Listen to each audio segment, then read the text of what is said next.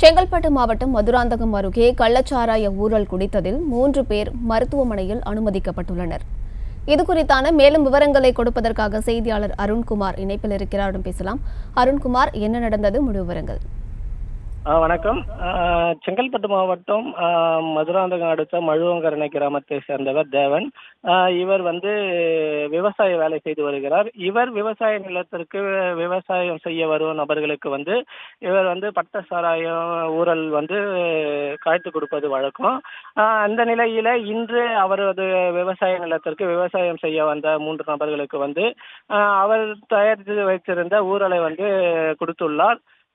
இது குறித்து சித்தாமூர் காவல்துறையினருக்கு ரகசிய தகவலானது கிடைத்தது. அந்த பேரில் போலீசார் சம்பந்தப்பட்ட இடத்திற்கு தேவனுடைய தோட்டத்தில் வைத்திருந்த 200 லிட்டர் ஊறலை கைப்பற்றி அந்த ஊழல் யாருக்கு கொடுக்கப்பட்டது என்பதை ஆய்வு செய்து அந்த ஊழல் 3 நபர்களுக்கு இன்று தோட்டத்திற்கு வேலை செய்ய வந்த 3 நபர்களுக்கு கொடுத்ததாக தெரிந்தது.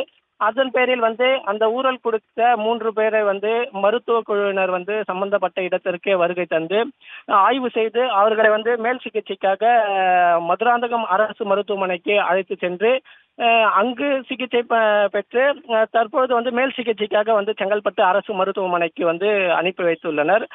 மேலும் இந்த பட்ட சாராயம் என சொல்லக்கூடிய ஊழல் தயாரித்த தேவன் என்பவரை போலீசார் கைது செய்து விசாரணையானது மேற்கொண்டு வருகின்றனர். விவரங்களை வழங்கியமைக்கு நன்றி அருண்குமார்.